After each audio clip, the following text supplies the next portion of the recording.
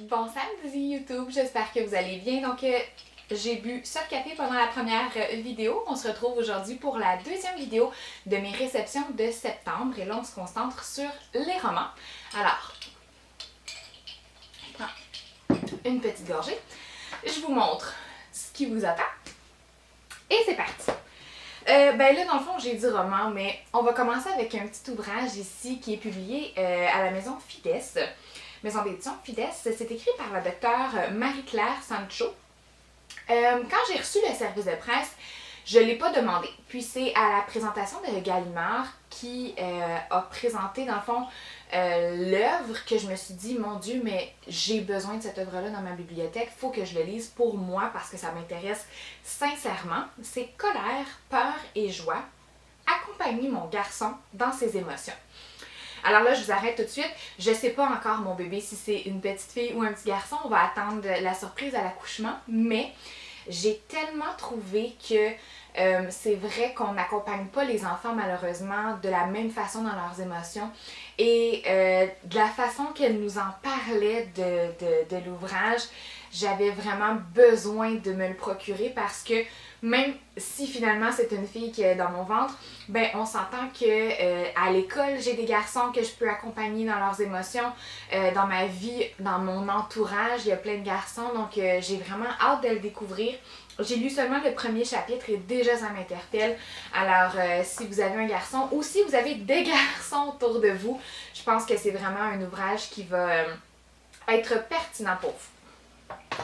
J'ai reçu ce mois-ci, étonnamment, 3 recueils de poésie. Donc, j'en reçois pas toujours. Le premier dans la maison d'édition Zélé, Au fil des îles. C'est un recueil de poésie sur plusieurs îles, dans le fond, sur un enfant qui va parcourir plusieurs îles. Et c'est un recueil de poésie qui est plus fantastique. Eh bien, pas fantastique, mais on est plus dans le merveilleux, on est plus dans l'imaginaire. Et j'ai réalisé qu'en tant que lectrice, je préfère personnellement les recueils de poésie qui sont plus dans l'émotion et qui sont plus dans le vécu des personnes qui écrivent. Ce qui fait que je n'ai personnellement pas trouvé mon compte dans ma lecture. Toutefois, quand on parle de diversifier les genres littéraires qu'on propose à nos élèves, ben ça ici, au courant d'un thème sur les animaux, je me verrais très bien le mettre dans mon thème sur les animaux pour aller attirer justement les lecteurs qui aiment la poésie ou pour les lecteurs qui veulent découvrir la poésie, mais sur un thème dont on parle déjà dans la classe. Je pense que ça peut être vraiment très pertinent. Je vais vous montrer le graphisme. Il est intéressant. Il m'a quand même fait penser, je ne sais pas si ça va faire le focus, si vous allez voir, mais ça m'a fait penser à la collection unique chez Héritage Jeunesse. Donc non, c'était intéressant, c'est juste que c'est pas venu me chercher moi en tant que lectrice, mais clairement je le mettrai dans ma classe disponible. 2 autres recueils de poésie que j'ai reçus de la part de la maison d'édition Boréal. Donc nous avons, celle-ci c'est une réédition, donc Les poèmes ne me font pas peur de Laurent Teillet et Saison chaude de Brigitte Vaillancourt. Je vais commencer par celui-là. Si j'ai bien compris, je pense que c'est peut-être le premier de la collection Brise-Glace, mais à voir. Les poèmes ne me font pas peur. Ici, on a l'histoire d'une jeune fille qui se pose beaucoup de questions sur sa vie, sur son vécu. Elle est au secondaire dans l'adolescence, mais ces questions datent depuis toujours. J'ai trouvé ça intéressant, j'ai trouvé ça bon. Toutefois, j'ai trouvé que c'était long pour le primaire. C'est peut-être une poésie qui est moins accessible de par sa longueur.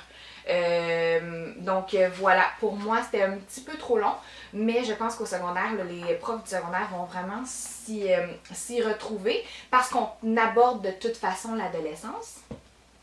Ici, Saison chaude, c'est l'histoire, en fait, l'histoire vécue de Brigitte Vaillancourt qui, avec ses parents, quand elle était, j'essaie de retrouver, je ne me rappelle plus en quelle année, elle est partie vivre au Niger avec ses parents. Donc, une petite enfant blanche qui est partie vivre au Niger. Et on vient lire tout son acclimatation, j'ai envie de dire, au continent africain, sur les cultures, sur les mœurs. Donc, c'était super intéressant, ma lecture. J'ai adoré le début. Toutefois, rapidement, on voit que ce n'est encore une fois pas pour le primaire. On a une scène où on parle de sexe, on a une scène où on parle de viol. Donc, c'est pas nécessairement là, des sujets que je mettrais dans ma bibliothèque de classe. Au primaire, comme je vous dis, mais au secondaire, là, vraiment, là, c'est vraiment un beau recueil qui va aborder, c'est écrit, là, la plume, j'ai vraiment préféré, si vous en aviez qu'un à choisir, là, j'ai vraiment préféré, à mon avis, la plume de Brigitte Vaillancourt, c'est des mots forts, riches, pertinents, évocateurs, donc c'est une plume magnifique que j'ai dévorée pour moi-même, mais que je ne mettrai pas dans ma classe, malheureusement. Chez Québec Amérique, nous avons deux nouveautés. Je commence ici. Le retour du cannibale, des histoires qui mijotent. Ça ici, c'est écrit par François Gravel. Donc, vous connaissez probablement comment je suis devenue un cannibale, où il parle vraiment de son processus d'auteur, comment il est... Là, si vous voyez, c'est mon chat ici qui vient nous dire bonjour. Donc, c'est comment François Gravel est devenu auteur, comment il nous parle de son processus d'écriture. C'est quand même un bon roman. Moi, je l'avais loué à la bibliothèque, le tome 1. Quand j'ai reçu celui-là, j'ai loué le tome 1 parce que je l'avais jamais lu.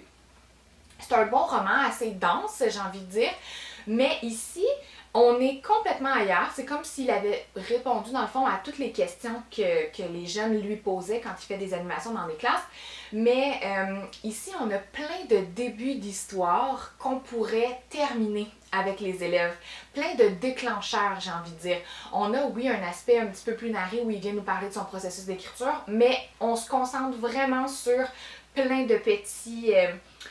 plein de petites histoires à terminer. J'ai adoré ma lecture. Il y en a qui m'ont moi-même inspirée en tant qu'adulte. Je me dis que les enfants le vont assurément adorer. Donc, je vous invite à le lire, puis allez vous-même aller en sélectionner. Peut-être partir un projet d'écriture avec ça. Et pourquoi pas après le mettre disponible dans votre coin écriture, si vous en avez un, ou tout simplement dans votre bibliothèque de classe, pour les auteurs en herbe qui adorent écrire et qui en mangeraient, qui mangent de l'écriture dans le fond. Une autre nouveauté de chez Québec Amérique, c'est Mélie, quelque part au milieu. Mélie, quelque part au milieu, c'est l'histoire d'une enfant que son papa est un prisonnier un prisonnier dans son pays. On n'en a jamais le pays, mais qui a été fait prisonnier parce que il a osé s'exprimer, osé être en désaccord. Et là, c'est l'histoire, en fait, de papa qui revient. En fait, papa qui arrive au Québec et qui revient dans sa famille, qu'elle n'a pas vu, elle, dans le fond, elle n'a pas vu son père là, depuis des années. Donc, c'est un apprentissage à réapprendre à se connaître. Elle était vraiment très jeune quand il a été emprisonné. C'est très différent. C'est un beau roman pour parler d'une réalité qui est très spécifique. On s'entend que je pense pas qu'il y a beaucoup d'élèves qui vont se reconnaître dans l'histoire, mais pour parler d'une réalité qui existe on pourrait aborder justement le droit à l'expression, le droit à la liberté d'expression, en fait, devrais-je dire, mais c'est intéressant de voir justement c'est quoi les défis qu'ils vont vivre les deux, tant lui en arrivant au Québec que elle en l'accueillant, puis en devant... tu sais, elle sent qu'elle doit être comme sa fille, puis elle doit l'aimer, puis c'est la fête des pères prochainement, puis là, elle lui fait une carte qui écrit « Je t'aime plus que tout au monde » et peu importe, mais elle-même, elle ressent pas ça du tout avec son père, parce que c'est pas cette relation-là qu'elle a. Bref, vous connaissez, si vous me suivez depuis longtemps là, sur Instagram, vous connaissez mon avis sur justement tout ce qui est fête sentimentale vécue en classe, mais tout ce qui est aussi différents modèles familiaux.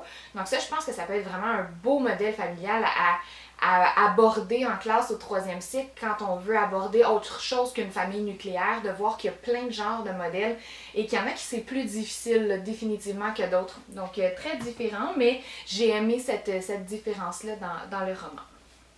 Là, vous allez voir que les prochains romans, le mois de septembre, c'est là où on reçoit les livres qui vont paraître, oui, en septembre, mais dans le but de paraître bientôt projet d'Halloween. Vous me voyez venir. Donc, j'ai reçu plein de romans d'horreur. Alors, je vais commencer avec la maison d'édition Les Ailés, qui m'a envoyé 2 romans. Je vais juste vous montrer. Il y en a un que j'ai pas lu parce que fallait que je vous montre comment c'est envoyé. C'est tellement hot le packaging autour avec la toile d'araignée. Donc lui, je ne l'ai pas lu parce que je voulais vous le montrer, je voulais pas l'ouvrir. C'est Poison surprise de Kevin Girard, mais j'ai lu des commentaires de d'autres profs sur Instagram qui l'ont reçu et qui disent qu'on est vraiment comme dans une enquête, dans un suspense, mais que c'est bien mené. Alors qu'ici, Le Traversier, ça je l'ai lu, c'est écrit par Éric Pellado et honnêtement, ça fonctionne. Donc c'est dans la zone frousse, un bon roman d'horreur que je proposerai au 3e cycle. Ça fonctionne, l'ambiance est là, le brouillard, la noirceur, l'incompréhension, les cris. Tout est là pour que ça soit un bon roman d'horreur pour enfants. Tu sais, comme que la fin, on n'est pas trop sûr, ça laisse place à l'interprétation. Vraiment, je serais très à l'aise de le laisser dans ma bibliothèque de classe, mais aussi de le recommander. Je pense que c'est une collection qui gagne à être gagnée. C'est sûr que je sais que je vais avoir à convaincre certains élèves parce que la couverture, c'est pas une couverture qui va attirer nécessairement tous les publics, tous les élèves de ma classe, mais honnêtement, je trouvais que c'était bien monté puis que c'était agréable à lire si on veut une petite frousse. Les malins, maintenant, on dirait qu'il y a de plus en plus de maisons d'édition qui partent des collections d'horreur, puis c'est tant mieux parce que les élèves adorent les collections d'horreur. Les malins, maintenant, ont parti avec Jocelyn Boisvert la collection Même pas peur, ou la série, devrais-je dire. Donc, Même pas peur. Ici, je pense que c'est le 2e ou le 3e peut-être. On a le tome chez Auguste. Je l'ai lu il y a quand même quelques semaines, puis là quand je préparais ma pile, je me disais, mon doux, je sais pas qu'est-ce que je vais dire de ce roman-là, mais surtout, je sais pas, on dirait qu'il m'a pas marqué, ni négativement, ni positivement. Donc en tant que tel, c'est une bonne chose parce que, tu sais, s'il y avait eu comme vraiment là, des drapeaux rouges ou des choses qui m'avaient accroché en tant que lectrice ou en tant que prof, ben je m'en serais souvenue. Là, il n'y a rien qui m'a accroché, mais je pense qu'il n'y a rien qui m'a accroché de façon positive non plus. Donc, c'est comme un bon roman à voir. En plus, Jocelyn Boisvert, c'est un auteur que j'aime vraiment, vraiment, vraiment beaucoup. Ici, c'est pas venu m'accrocher, mais je pense que le visuel puis l'intérieur va attirer nos lecteurs. On s'entend que c'est pas une lecture qui est très dense, donc ça fait du bien. Je sais que les enfants aiment ça quand c'est pas dense, justement, dans l'intérieur. Donc, à suivre si c'est populaire dans une classe du primaire, mais j'ai comme rien d'autre à dire sur le roman. Ici, nous avons Le Monde paranormal d'Odile, le tome Bloody Lily, aux éditions Michel Quintin. J'ai adoré ma lecture. Vraiment, c'était tellement bon. J'ai eu peur au début parce que c'est quand même dense. On s'entend là comme... en fait, c'est pas dense, mais c'est épais. Puis les élèves, j'ai l'impression qu'on... Plus les années avancent, moins les élèves ont de l'endurance envers la lecture, ce qui fait que là, à voir l'épaisseur, je me suis dit, ah non, je pense que je réussirai pas à convaincre mes élèves. Et finalement, j'ai adoré. Là, je suis pas en classe cette année, mais j'ai des élèves en tête de l'année dernière que je me dis, ah, s'ils étaient sortis l'année dernière, c'est sûr que je l'aurais recommandé pour mon élève Sarah. Ici, on a Odile qui voit un fantôme depuis qu'elle a l'âge de 5 ans. Donc, depuis qu'elle a 5 ans, elle voit ici un fantôme qui est devenu sa meilleure amie, qui l'accompagne dans tout et qui grandit au même rythme qu'elle. Et personne ne voit le fantôme, on s'entend là. Sauf que elle change d'école et dans sa nouvelle école, elle se lie d'amitié avec... Ah, comment elle s'appelle donc? Marie-Charlotte. Oui. Donc, Marie-Charlotte, elle se fait traiter de sorcière par sa cousine. Puis là, au début, je vous le dis tout de suite, ça commence, puis là, il y a une guerre de filles. Puis là, il y a des filles intimidatrices qui achalent les autres. Puis là, je me suis dit, bon, un autre roman, vous savez, c'est quoi mon avis sur les batailles féminines dans les romans. Je suis tellement tannée que ce soit ça qu'on mette de l'avant. J'ai hâte qu'on mette des belles relations saines de filles dans les livres parce que moi, personnellement, c'est ce que j'ai vécu. J'ai jamais eu de chicane au secondaire avec mes amis, ce qui fait que je suis tannée que ce soit juste ça qu'on offre aux filles dans la littérature jeunesse. Mais rapidement, on passe à autre chose et finalement, dans le fond, elles vont dans un cimetière et elles vont réveiller un mort qui est Bloody Lily. Et Bloody Lily va vouloir se venger, comme carrément, et va se mettre à attaquer toutes les personnes qui étaient présentes lors de son réveil. honnêtement, il y a des moments où je me suis dit, wow, ça donne un petit frisson dans le dos. Là. Quand on sait, par exemple, il y en a une qui va tomber d'un balcon, puis là, on voit, ben, je veux dire dans ma tête, là, on voit le fantôme au-dessus qui rit puis qui est contente. J'étais comme, ouh, ça donne un petit frisson. Donc, moi, j'en ferais l'avertissement quand même à mes élèves quand je le présenterais, juste pour leur dire, c'est pas pour les cœurs sensibles, là, comme. C'est ça. Moi, ça m'a fait un petit frisson, mais c'était vraiment bon. Comme j'ai vraiment aimé l'intrigue, j'ai vraiment aimé comment ils s'en sont sortis, j'ai aimé comment finalement les relations ont évolué, même si, bon, je trouve que on aurait pu s'en passer de toutes les chicanes, mais toutefois, c'était vraiment bon. Comme quand le 2 va sortir, c'est sûr que je vais le demander et le lire également. Tous les autres viennent de chez soit Dominique et compagnie, soit Héritage Jeunesse. On a ici Méchant fantôme qui est dans le fond, j'ai des poils de toile d'araignée de l'autre roman de Coincé. Méchant fantôme, voyons, qui est en fait 3 romans de la collection Frisson qui étaient sur les fantômes, qui sont réunis. Donc je pense que ça serait plus économique de prendre ce roman-là si vous voulez avoir des romans justement dans vos classes qui sont d'horreur. Ici, il y a l'équivalent de 3 romans en un tome. Je pense que c'est des romans que j'ai déjà parlé, là, donc il y a... sont-ils écrits au début? Bon, ils sont pas écrits. Ok, il y a Esprit menaçant. J'essaie de vous trouver les autres. Ah, il y en a un autre ici. Pantin diabolique. Et je trouve pas l'autre. Je suis désolée. Mais non, ça le fait. Là, c'est 3 bons romans là, d'horreur là, pour nos élèves du primaire. Ici, nous avons Ago Jolie, Les Monstres gagnent. Donc ça ici, c'est une collection pour les nouveaux lecteurs, de ce que j'ai compris. Mais là, ici, ce serait pour les lecteurs avancés. Et c'est le tome 2, ou en tout cas c'est une suite d'une histoire parce que j'ai essayé de le lire et je vous le dis, j'ai essayé de le commencer par 3 fois et je ne comprends pas. Donc c'est assurément un roman qui se suit parce qu'on commence, on se fait précipiter dans un monde avec plein de personnages. Je ne connaissais pas les personnages, je ne comprenais pas la quête parce que je comprenais pas les personnages. Bref, j'ai vraiment eu de la difficulté à le comprendre. Donc je pense que c'est un roman qu'il faut absolument avoir lu les autres. Vous me le direz dans les commentaires si vous l'avez déjà lu ou si vous avez lu les autres. Et si vous avez réussi à embarquer dans celui-là, personnellement, j'ai pas réussi à embarquer de par 3 fois que je l'ai commencé, que ça n'a pas fonctionné. Pourtant, je trouvais tellement que la couverture était belle, je trouvais tellement que ça faisait Halloween. Donc j'aurais voulu le présenter. Tu sais, je pense que ça s'adresse peut-être plus à un public du 2e cycle. Mais quand même, j'aurais vraiment aimé, mais comme je vous dis, ça marchait pas. J'arrivais pas du tout à entrer dans l'histoire. On a un petit frisson ici, Aline Charlebois, Voyage d'enfer. C'est un frisson frousse verte. Donc, tous les frissons chez Dominique et compagnie, c'est-tu Dominique ou ça c'est Héritage? C'est affilié, là, mais bref, tous les frissons de cette maison d'édition-là sont classés par âge, chose que je trouve très intéressante. Ici, on est dans une frousse verte et on est vraiment là, dans une frousse verte. Là, donc, dans un 8 ans et plus, c'est vraiment une initiation au genre d'horreur. Donc, parfait pour la 3e année en montant. 2 nouveautés, malheureusement, que je n'ai pas eu le temps de lire. J'ai dû faire des choix. Donc, ici, nous avons Magali Laurent qui a écrit Fièvre bleue. Ça me semble être quelque chose par rapport à la science-fiction, par rapport au monde informatique. Et Magali Laurent, à moins que je me trompe, je suis presque certaine que c'est l'autrice de Demi-vie, une trilogie que j'ai tellement aimée.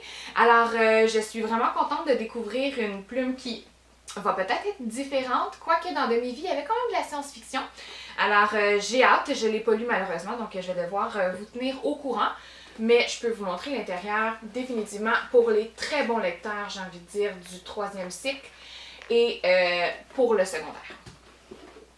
Dans la collection Sphinx, on a sorti également un nouveau roman qui est Complot cruel. Si vous ne connaissez pas cette collection-là, c'est une collection dont je parle souvent, ils sont rendus à presque une dizaine de titres dans la collection. très intéressante où l'ordre n'est pas l'histoire n'est pas en ordre. Donc c'est pas du premier chapitre à la fin, donc on doit se promener dans le chapitre. On prend pas de décision, mais on doit se promener, on doit nous-mêmes résoudre des enquêtes. Donc à la fin de chacun des chapitres, on va se demander, il va y avoir une question qui va nous amener à trouver la réponse dans la table des matières au début. Donc en fonction justement de qu'est-ce qui a été dit dans le chapitre dernier. Donc là, on va aller trouver un indice pour le prochain chapitre, puis on va se rendre à telle page. Ce qui fait qu'on pourrait commencer à la page 30, se rendre à la page 250, revenir à la page 16, aller à la page 75. Donc c'est intéressant parce que c'est interactif pour les enfants. Donc je sais, moi j'ai accroché des lecteurs l'année passée et l'autre année d'avant à cette collection-là. Donc il y a des lecteurs qui étaient plutôt récalcitrants, qui ont vraiment embarqué. Et ici, c'est ce qui est intéressant aussi, c'est que c'est écrit à la deuxième personne du singulier. Donc en tant que lecteur, on est vraiment propulsé dans l'histoire. C'est vraiment une immersion là, dans l'histoire. Ici, ça dit « Ton père est enlevé par des trafiquants d'art. Tu as 24 heures pour déjouer ce complot et surtout trouver un moyen de le libérer. Le temps presse, chaque minute compte. » Donc, je ne l'ai pas lu, mais c'est une collection que j'aime beaucoup, que je suis certaine qui serait bien accueillie dans ma classe. Le dernier ici, Ma famille pas ordinaire. Donc, je pense que c'est une nouveauté dans une nouvelle série parce que je l'avais jamais vue avant.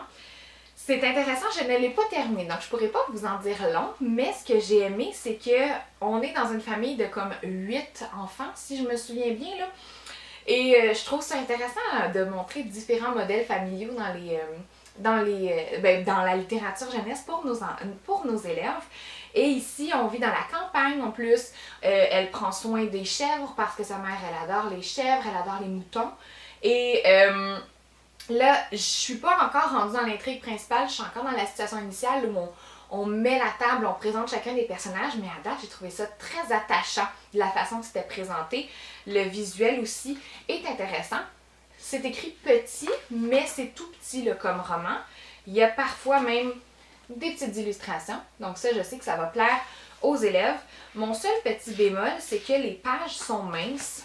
Je sais pas si vous allez pouvoir le voir, mais on voit au travers, donc on voit la prochaine page, l'écriture. Moi, en tant que lectrice, c'est quelque chose qui me déconcentre souvent, qui m'achale, mais j'ai quand même été capable de passer par-dessus parce que l'histoire me semblait intéressante et à date, Dominique et compagnie, j'ai pas trouvé qu'il y avait justement de la jalousie féminine ou des histoires de guerre de filles. Donc là, j'ai hâte de voir, j'espère du moins, là, qu'on n'en aura pas dans ce roman-là, puis qu'on va pouvoir montrer justement un beau personnage féminin fort qui vit avec sa famille. Donc c'est quelque chose de différent. Souvent, je trouve qu'on a dans nos classes des livres qui parlent d'amitié, mais pourquoi pas un roman qui parle de famille. Alors, c'est tout. C'est maintenant le temps de boire mon café. Vous me direz dans les commentaires s'il y a des livres que je vous ai fait découvrir. Et on se retrouve dans quelques semaines pour les romans et les albums du mois d'octobre. Merci de m'avoir écouté!